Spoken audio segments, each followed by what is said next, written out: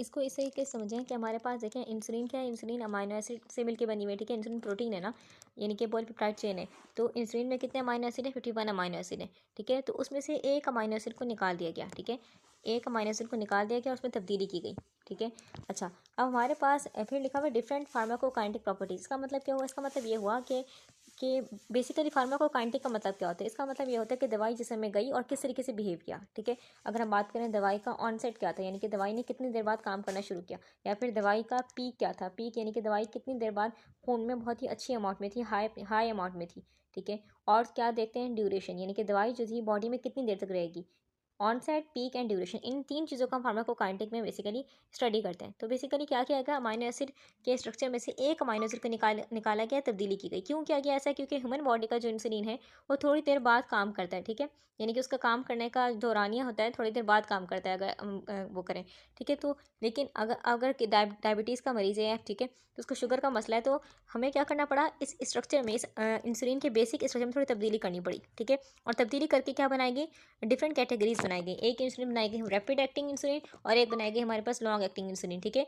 तो ये फ़ायदे के लिए ही बनाई गई। रैपिड एक्टिंग की बात करें, तकरीबन ये 15 मिनट बाद काम करना शुरू करती है। अगर हम बात करें लॉन्ग एक्टिंग की, तकरीबन 24 घंटे, यानी कि पूरा दिन क्या करती रहती है? हल्का हल्का काम करती रहती है, ठीक है। तो बेसिकली रैपिड एक्टिंग इंसुलिन, अब इसकी भी हमारे पास किस्में लेस्प्रो, एस्पार्ट वगैरह, ठीक है।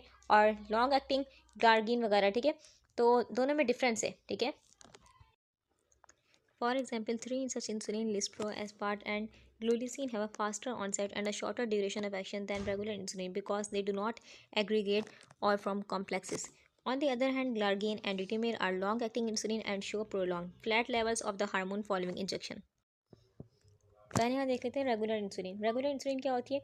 रेगुलर इंसुलिन वो इंसुलिन जो कि बॉडी में बनती है, ठीक है। यानी कि उसी इंसुलिन की नकल की गई, उसी इंसुलिन के स्ट्रक्चर की जो बीटा सेल के अंदर बनती है, उसकी नकल की गई। तो क्या देखा गया? क्योंकि हम इस जो इंसुलिन होती है उसको सबक्यूटेनियस थ्रो इंजेक्शन करते हैं, सबक्यूटेनियस होती है। तो उसमें क्या होता है? वहाँ पर जो होता है स्लो स्लो रिलीज हो रही थी, यानी कि स्लो स्लो खून में जा रही है। तकरीबन 30 to 60 मिनट लगते हैं। क्यों ऐसा क्यों होता है? क्योंकि अगर ये जो स्ट्रक्चर है रेगुलर इंसुलिन का बिल्कुल सेम बॉडी के इंसुलिन की तरह है। और बॉडी का इंसुलिन किस तरीके से होता है कि हमारे पास जो इंसुलिन होता है वो 6-6 की शक्ल में होता है, 6-6 की शक्ल में जुड़ा होता है, यानी कि 6 अमाइनो एसिड जुड़े हुए होते हैं। और उनको किसने वो किया होता है? पकड़ के रखा होता है जिंक ने, ठीक है। तो जिंक बेसिकली इसी तरीके से क्या होता है? ये जो इंसुलिन है स्टेबल रहता है, ठीक है। और इसकी स्टेबिलिटी के लिए क्या जिंक पकड़ के रखता है, इनको होल्ड करके रखता है 6-6 की शक्ल में, हेक्सामेर की शक्ल में, ठीक है। अच्छा, अब इस तरीके से क्या क्या किया गया, तो ये बहुत देर लगी। लेकिन अगर हम बात करें बीटा सेल से क्या जा रही थी? हमारे पास एक खून की नाली जा रही थी। जब इंसुलिन इस खून की नाली से बहुत तेज़ी से पहुँचते हैं, लीवर तक पहुँचते हैं, तो यहाँ पर क्या होती है? खून की सप्लाई बहुत ही तेज़ होती है, ठीक है। इतनी तेज़ होती है कि जो खून से गुजरते हुए, यहाँ से गुजरते हुए क्या कर जाएंगे? इनके 6-6 के जोड़ बने हुए जिंक ने पकड़ के रखा है, फ़ौरन से क्या हो जाएंगे? अलग हो जाएंगे, ठीक है, यानी कि एक्टिव हो जाएंगे, ठीक है। तो ये बात याद रखनी है। तो यहाँ वही बातें लिखी हुई है कि रैपिड एक्टिंग इंसुलिन होती है और हमारे पास लॉन्ग एक्टिंग। अच्छा, लॉन्ग एक्टिंग इंसुलिन की खास बात यह है कि इनका कोई पीक नहीं होता, ठीक है। यानी कि ऐसा वक्त या लॉन्ग एक्टिंग इंसुलिन यूज़ करें तो 24 घंटे ये काम करती है, 24 घंटे बिल्कुल स्लो स्लो, यानी कि कतरा कतरा खून में निकलती रहेगी, ठीक है। तो ऐसा नहीं होता कि एकदम से हाइपोग्लाइसीमिया कॉज कर देगी, यानी कि एकदम से इंसुलिन इतनी ज़्यादा हो जाएगी खून में कि क्या करेगी? सारी शुगर को सेल्स के अंदर भेज देगी, ठीक है। ऐसा नहीं होता। इनका इनका कोई पीक टाइम नहीं होता। पीक टाइम क्या होता है? वो टाइम जब दवाई जो हो बहुत ही हाई अमाउंट में खून में हो, ठीक है। तो ऐसा कोई वक्त नहीं होता। ये 24 घंटे स्लो स्लो रिलीज होती रहती है, ठीक है। इसलिए बेसिकली बेसल इंसुलिन को मेंटेन करती है ये, ठीक है। अच्छा, आगे इसीलिए यहाँ पर लिखा है फ्लैट लेवल्स, ठीक है, क्योंकि इनका कोई पीक लेवल नहीं होता। नेक्स्ट राइटिंग इंसुलिन एडमिनिस्ट्रेशन, यानी कि इंसुलिन को जिस्म में दाखिल करने का तरीका, ठीक है। Because insulin is a polypeptide, it is degraded in the gastrointestinal track if taken orally. ये डिस्कस कर लिया हमने ऑलरेडी। ऊपर आगे चलते हैं। Therefore it is generally administered by subcutaneous injection. Note in a hyperglycaemic emergency regular insulin is injected intravenously.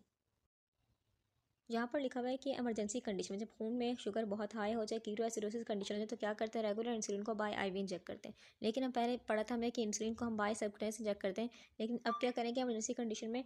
Bye ivy. क्यों? इसका रीज़न क्या है कि बाकी भी तो हमारे पास इंसुलिन है, हम उनको आईवी के जरिए इंजेक्ट क्यों नहीं करेंगे इमरजेंसी में? इसका रीज़न ये है कि हमारे पास रेगुलर इंसुलिन जो होती है बहुत ही सस्ती होती है as compare to other insulin, क्योंकि उनको लैब में मॉडिफिकेशन वगैरह करनी पड़ती है, ठीक है। तो वो महंगी होती है as compare to regular insulin. तो अगर रेगुलर इंसुलिन को आईवी के जरिए इंजेक्ट करें तो वही काम करेगी जो कि फास्ट एक्टिंग करती है, हमने बात की ना रेगुलर इंसुलिन बॉडी में जब टूटती है इसको टाइम लगता है, ठीक है, क्योंकि असली इंसुलिन की तरह है। लेकिन अब जब हम आईवी के जरिए इसको बॉडी में इंजेक्ट करेंगे तो फ़ौरन फ़ौरन खून के बहाव की वजह से क्या हो जाएंगे, जो छः हमारे पास जुड़े हुए थे जिंक की हेल्प से, वो टूट जाएंगे, ठीक है, फ़ौरन से टूट जाएंगे, ज़्यादा वक्त नहीं लगेगा। जैसे हमारे पास फास्ट एक्टिंग इंसुलिन काम करती है वैसे ही काम करेगी रेगुलर इंसुलिन। तो फ़ायदा थोड़ी ना है, ये भी वही काम करे, ये भी वही काम करे। तो इसको बेसिकली इमरजेंसी कंडीशन में क्या करते हैं, आईवी के जरिए देते हैं, ठीक है। इसका एक और रीज़न भी है कि बाकी as compare to other insulin इस पर बहुत ज़्यादा रिसर्च हुई है, ठीक है, और हमें मालूम है कि अगर हम इतने यूनिट लगाएंगे इंसुलिन की तो कितनी जो शुगर है वो कम होगी बॉडी में, यानी कि कितना शुगर कंट्रोल होगी। और अगर हम ज़्यादा लगाएंगे हमारे पास इस रेगुलर इंसुलिन की डोज ज़्यादा कर देंगे तो क्या होगा, ठीक है, यानी कि कितनी शुगर कंट्रोल होगी प्रॉपर तरीके से, हमें इसका आइडिया है, ठीक है। आगे चलते हैं, आगे लिखा हुआ है continuous subcutaneous insulin infusion. Insulin pump has become popular because it does not require multiple daily injections. यहाँ पर लिखा हुआ है कंटिन्यूस सबकुटेनियस इंसुलिन इन्फ्यूजन, यानी कि CSII। इसका एक और नाम क्या है, इंसुलिन पंप, ठीक है। ये बेसिकली एक डिवाइस होती है, और डिवाइस से क्या निकल रही होती है, पाइप निकल रहा होता है जो कि बॉडी में इंजेक्ट होता है, ठीक है।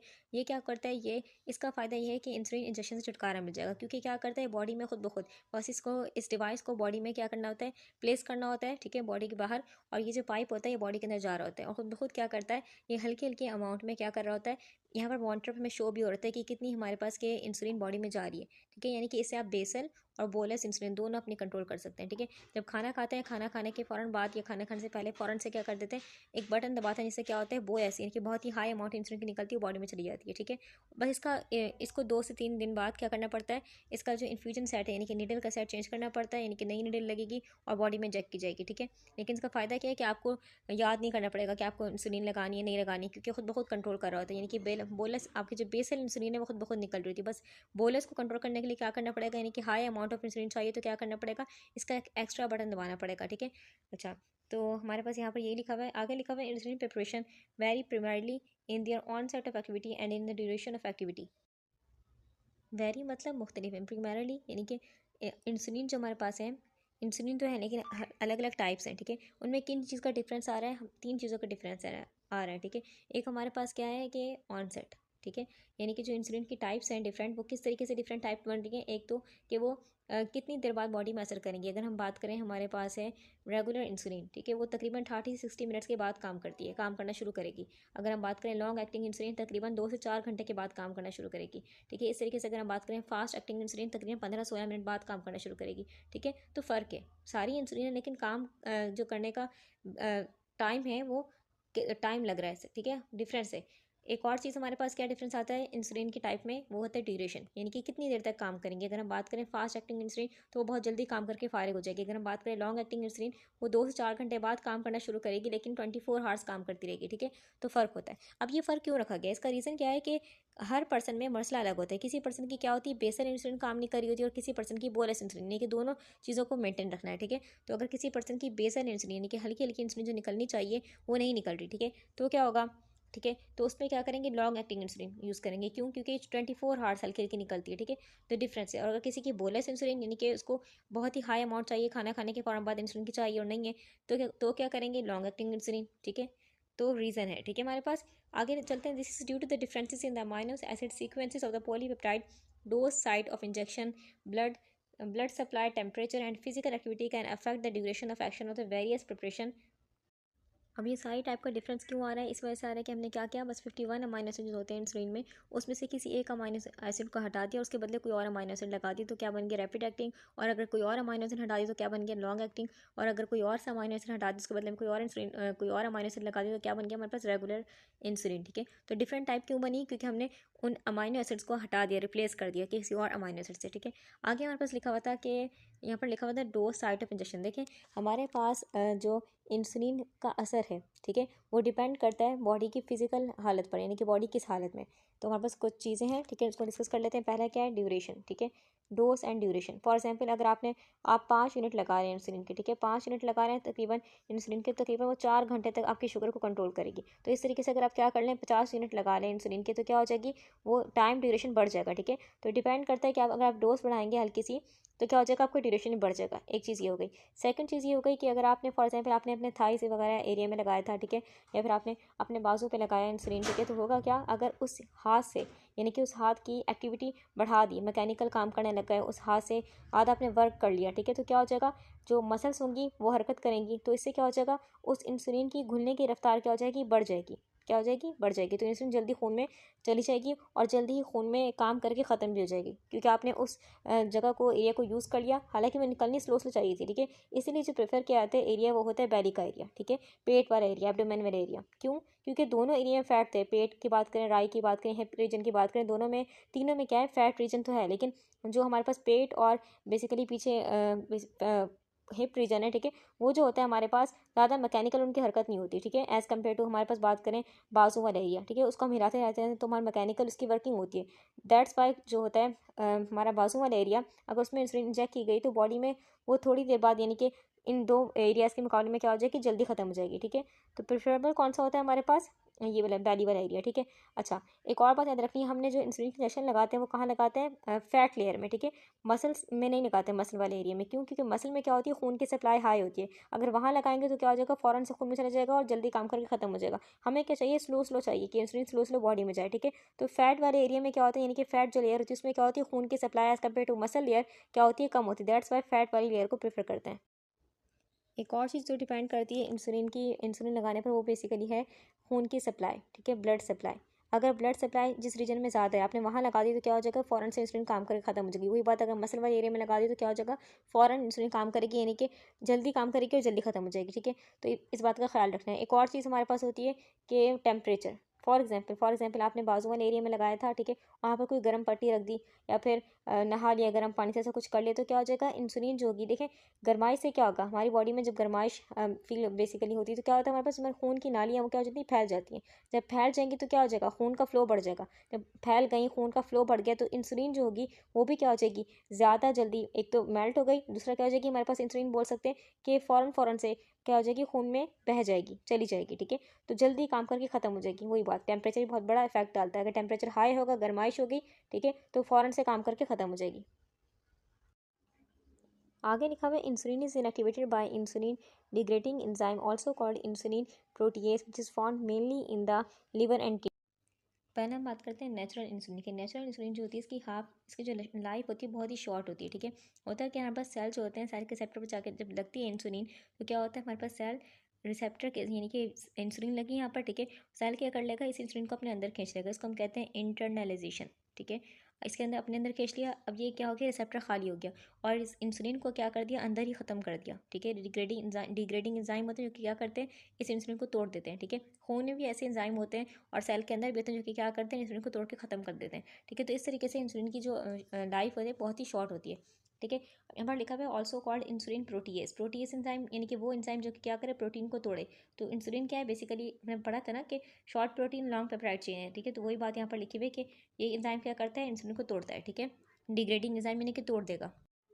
अब इसको ख़त्म इंसुलिन को जो पेनक्रियाज के बीटा सेल से आ रही है वो डायरेक्ट तो पूरी तो खून में नहीं जा रही, उसका बहुत बड़ा हिस्सा जो कि लिवर लेता है, ठीक है, तकरीबन 50%। तो यहाँ तो हेपाटिक जिसको एक्सट्रैक्शन बोलते हैं, यहाँ तो यानी कि सारी इंसुलिन ख़त्म हो गई, ठीक है। अब उसके बाद जो बची कुछ ही इंसुलिन है वो कहाँ जाएगी, उसको बॉडी यूज़ करेगी, उसके बाद जो बच जाएगी फिर हमारे पास जो किडनी होगी, किडनी के जरिए निकाल दी जाएगी, ठीक है। तो इसीलिए अगर कोई मरीज़ जिसकी किडनी वीक है, किडनी कमज़ोर है, किडनी सही से काम नहीं करी, ठीक है, और वो क्या कर रहा है, इंसुलिन की इंजेक्शन ले रहा है, ठीक है, या इंसुलिन की इंजेक्शन बेसिकली सब्कुटेंसली ले रहा है, तो क्या होगा, तो उसकी क्या करेंगे, डोज कम कर देंगे, ठीक है।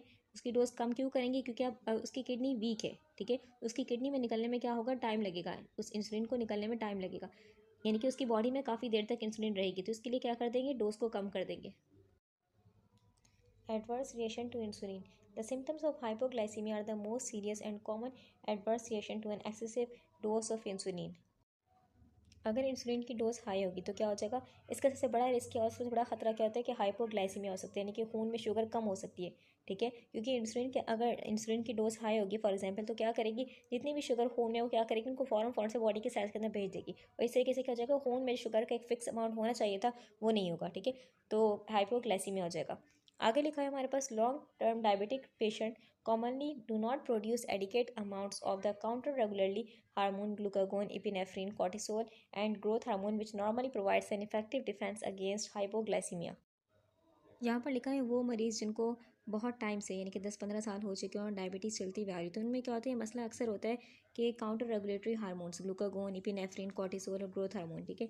ये क्या होते हैं, बेसिकली हमारे पास ये वो हार्मोन होते हैं कि अगर आपके खून में शुगर एकदम से यानी कि लो हो जाए, सॉरी हाइपोग्लाइसीमिया वाली कंडीशन है, तो ये क्या करते हैं, ये गिरती हुई शुगर को संभालते हैं। किस तरीके से संभालते हैं, पहले हम बात करते हैं इपिनेफ्रिन की। इपिनेफ्रिन किस तरीके से करती है, ये पैनक्रियाज के बीटा सेल के पास जाएगी और बीटा सेल को कहेगी कि इंसुलिन निकालना बंद कर दो, क्योंकि इंसुलिन क्या करती है, अल्टीमेटली क्या करिए, तो खून में शुगर उसको सेल्स के अंदर भेज रही है, ठीक है। जब इंसुलिन निकलना बंद जाएगी तो खून में शुगर संभल जाएगी, ठीक है। तो हमारे पास इपिनेफ्रिन एक काम क्या करती है कि बीटा सेल को हुक्म देगी कि इंसुलिन निकालना बंद करो। सेकंड चीज़ क्या करेगी, लीवर के पास जाएगी, लीवर को बोलेगी जो उसके पास स्टोरेज पड़ा हुआ है ग्लूकोज का, ग्लाइकोजन की फॉर्म में, उसको क्या बोलेगी कि खून में लेके आओ उस स्टोरेज को, ठीक है, ग्लूकोज में कन्वर्ट करो, खून में भेजो, ठीक है। लीवर को ऑर्डर देगी। थर्ड काम क्या करेगी, हमारे पास के जो हमारे मसल सेल्स होंगे उनको बेसिकली ऑर्डर देगी कि जो खून में शुगर है बची कुची, उसको मसल सेल यूज़ ना करें। क्यों, क्योंकि वो जो शुगर है वो अब दिमाग यूज़ करेगा, क्योंकि दिमाग को फ्रेश शुगर चाहिए होती है खून से ही, ठीक है। वो जो फैट होती है उसको यूज़ नहीं कर सकता एनर्जी के लिए, तो जो बची खुची शुगर है ताकि वो दिमाग के लिए रहे, ठीक है। तो एपिनेफ्रिन बहुत ही इंपॉर्टेंट काम कर रहा है। इसी तरह हम बात करें ग्लूकागोन की। ग्लूकागोन क्या काम करेगा, ग्लूकागोन तो लीवर के पास जाएगा और लीवर को क्या बोलेगा कि जो उसके पास स्टोरेज पड़ा हुआ है उसको क्या करे, उसको निकाले खून में, जो उसको ग्लाइकोजन स्टोरेज पड़ा हुआ है उसको निकाले खून में, और क्या करे, जो खून में शुगर लेके आए, ग्लाइकोजन पड़ा हुआ है इसके पास, ग्लाइकोजन को तोड़ेगा ग्लूकोज की फॉर्म में और खून में शुगर आ जाएगी, तो इस तरीके से शुगर की अमाउंट गिरती हुई संभल जाएगी। इसी तरह कॉर्टिसोल क्या करता है, कॉर्टिसोल की बहुत इंपॉर्टेंट काम है, अगर खून में शुगर लो हो गई, हाइपोग्लाइसेमिया वाली कंडीशन होगी, तो ये 3 काम करेगा। पहला काम क्या करेगा, ग्लूकोनियोजेनेसिस। ग्लूकोनियोजेनेसिस का मतलब क्या है, ग्लूकोन्यूजेनेसिस यानी कि नए तरीके से शुगर बनाना। नई तरीके से किस तरीके से, कि मसल सेल को कहेगा कि अब तुम जो खून में शुगर उसको यूज़ नहीं करो, बल्कि क्या करेगा, जो प्रोटीन है और जो फैट है उनको तोड़ के क्या करना है, जो बॉडी के अंदर प्रोटीन स्टोरेज है, बॉडी के अंदर फैट स्टोरेज है, उन दोनों स्टोरेज को क्या करेगा, उन दोनों स्टोरेज को यूज़ करेगा एनर्जी बनाने के लिए। कहेगा कि बॉडी इसको यूज़ करे एनर्जी के लिए, और जो खून में शुगर है उसको दिमाग यूज़ करे, ठीक है। तो इस तरीके से क्या करेगा, शुगर बनेगी, ठीक है, प्रोटीन और फैट को तोड़ के। एक काम तो ये हो जाएगा। सेकंड काम क्या होगा कि एंटी इंसुलिन इफेक्ट, यानी कि जो इंसुलिन बॉडी के सेल्स हैं वो इंसुलिन के लिए क्या कर देगा, रेजिस्टेंट कर देगा, यानी कि बॉडी के सेल्स इंसुलिन को यूज़ नहीं करेंगे अब। ऐसा क्यों कर रहा है ये, ताकि जो खून में शुगर है वो दिमाग के लिए रहे, ठीक है। तीसरा काम कॉर्टिसोल ये करेगा कि जो मसल सेल्स होंगे वो भी क्या करेंगे, खून से फ्रेश शुगर को यूज़ नहीं करेंगे, बल्कि वो भी क्या करेंगे, प्रोटीन और फैट को तोड़ के जो एनर्जी बनाई गई है उसको यूज़ करेंगे, यानी कि मसल सेल भी फ्रेश शुगर को यूज़ नहीं करे। अब आगे चलते हैं, आगे लिखा हुआ है ग्रोथ हार्मोन। ग्रोथ हार्मोन किस तरीके से गिरती हुई शुगर को संभालेगा, इसके भी हमारे पास कुछ तरीके हैं। पहला क्या करेगा कि जो बॉडी में फैट की स्टोरेज है, फैट की स्टोरेज को तोड़ेगा, क्या करेगा, शुगर बनाने की, यानी कि बॉडी के लिए एनर्जी बनाने की कोशिश करेगा, ठीक है। और जो खून में शुगर होगी वो किसके लिए संभाल के रखेगा, जो बची खुची शुगर दिमाग के लिए संभाल के रखेगा। एक और काम क्या होगा हमारे पास, ग्रोथ हार्मोन एक और काम ये करेगा कि क्या करेगा, inhibitory glucose inhibitory glucose Uptake, यानी कि जो बॉडी के सेल्स हैं वो क्या करेंगे, वो इंसुलिन के लिए रेजिस्टेंट हो जाएगी, रुकावट हो जाएगी कि इंसुलिन लग तो रही है लेकिन सेल को कोई असर नहीं पड़ेगा बॉडी के सेल्स को। ऐसा इसलिए होगा क्योंकि जो खून में शुगर है बची खुची शुगर ही है ना, शुगर बची खुची रहे और दिमाग के लिए महफूज रहे, बाकी जो फैट है और प्रोटीन को तोड़ के एनर्जी बनाई गई है बॉडी के बाकी सेल्स क्या कर लें, उससे एनर्जी हासिल कर लें। जैसे कि मैंने कहा कि लॉन्ग टर्म डायबिटीज़ पेशेंट में क्या होता है कि सारे हार्मोन फेल हो जाते हैं, लेकिन ऐसा नहीं होता कि सारे साथ फेल होगा, ठीक है। हमारे जो पैनक्रियाज होता है तकरीबन उसमें जैसे कि हमने बात की पैनक्रियाज में तीन तरह के सेल हैं, अल्फा बीटा गामा, ठीक है। तो पहले तो बीटा सेल काम करना छोड़ते हैं, ठीक है। 10-15 साल गुजर गए, तो 10-15 साल गुजरने के बाद क्या होगा, अल्फा सेल ने भी क्या कर दिया, काम करना, यानी कि उनका जो काम था, उनका जो सेंसिंग था वो भी ख़राब हो गया, ठीक है। उन्हें पता ही नहीं चल रहा कि खून में शुगर लो है या फिर ज़्यादा है, ठीक है। तो इसलिए वो अल्फा सेल ग्लूकागोन निकालेंगे नहीं, ठीक है। अल्फागोन जो उनका ग्लूकागोन निकालना था बंद कर देंगे, फिर कम कर देंगे, ठीक है। अच्छा, एक काम ये होता है। सेकंड काम क्या होता है, हमारे पास शुगर का सबसे बड़ा नुकसान ये है कि हमारी जो नर्व्स होती हैं, हमारी जो नर्व का सिस्टम है वो भी डिस्टर्ब होता है, ठीक है। इपिनेफ्रिन की बात करें तो इपिनेफ्रिन हमारे पास जो है, यानी कि एड्रेनलिन, इसका दूसरा नाम क्या है, एड्रेनलिन, ठीक है। अब इसका जो निकलना है वो क्या होता है, दिमाग के जरिए नर्व से निकल रहा होता है, ठीक है। जब नर्व्स का सिस्टम ही ख़राब है, हमारे पास नर्व का सिस्टम ही ख़राब है, ठीक है, तो क्या होगा हमारे पास, तो ये दिमाग से सिग्नल भेज रहा है, ठीक है, लेकिन रास्ता जो नर्व है वो सही नहीं है। तो अब क्या होगा हमारे पास, जो इपिनेफ्रिन होगा वो प्रॉपर तरीके से उसका सिग्नल कैरी नहीं होगा, ठीक है। इसे हम क्या कहेंगे, सिंपैथेटिक फेलियर कहेंगे। अब इसके बाद वाला जो पॉइंट है बहुत ही इंटरेस्टिंग पॉइंट है। अगर किसी मरीज़ की शुगर जो है बार बार लो हो रही है, ठीक है, यानी कि उसको हाइपोग्लाइसीमिया हो रहा है, तो दिमाग जो होता है दिमाग जो होता है, दिमाग को उस लो शुगर की क्या पड़ गई, आदत पड़ गई। दिमाग क्या समझेगा कि शायद ये लेवल अब नॉर्मल है, क्योंकि नॉर्मल ये हमेशा यही हो रहा है कि उसकी शुगर लो रह रही है, ठीक है।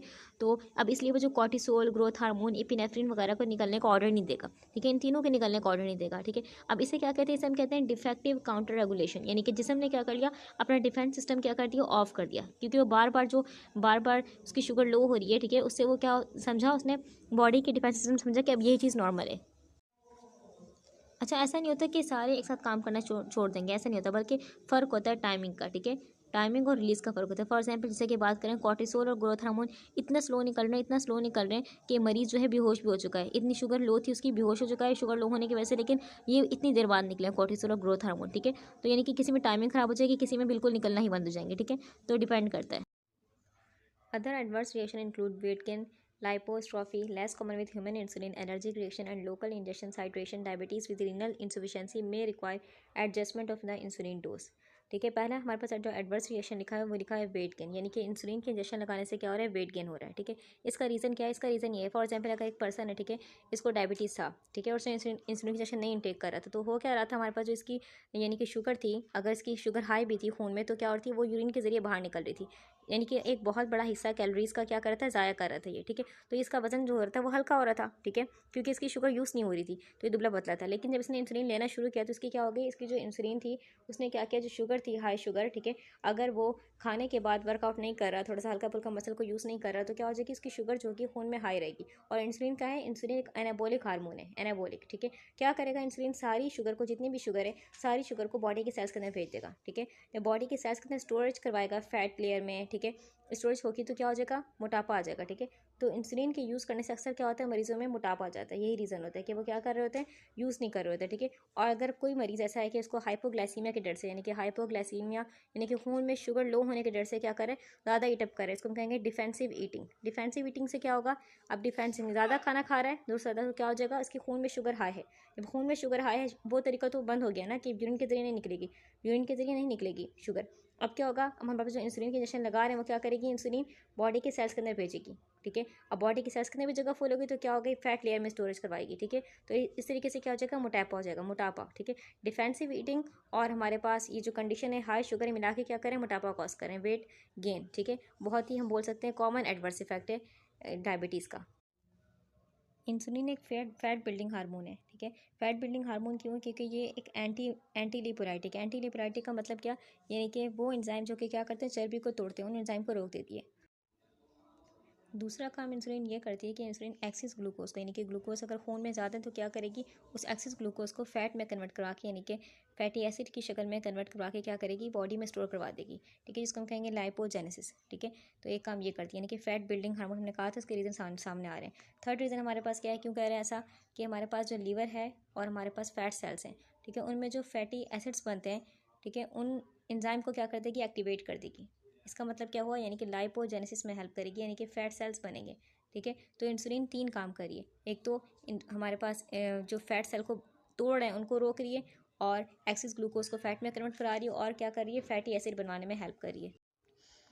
यहाँ पर लिखा होता है लाइपोडायस्ट्रोफी। लाइपोडायस्ट्रोफी का मतलब होता है कि अगर एक ही जगह पर बार बार इंजेक्शन लगता रहेगा इंसुलिन का, ठीक है, तो ऐसी कंडीशन को कहते हैं लाइपोडायस्ट्रोफी। अब इसके दो हमारे पास बेसिकली हम बोल सकते हैं टाइप्स होती हैं। एक होता है लाइपोएट्रोफी। लाइपोएट्रोफी में क्या होगा कि वो जगह जहाँ पर लग रहा था इंसुलिन का इंजेक्शन, वो जगह क्या हो जाएगी, डेंट पड़ जाएगा, यहाँ पर थोड़ा सा हम बोल सकते हैं नीचे एक वो जगह खाली हो जाएगी, ठीक है।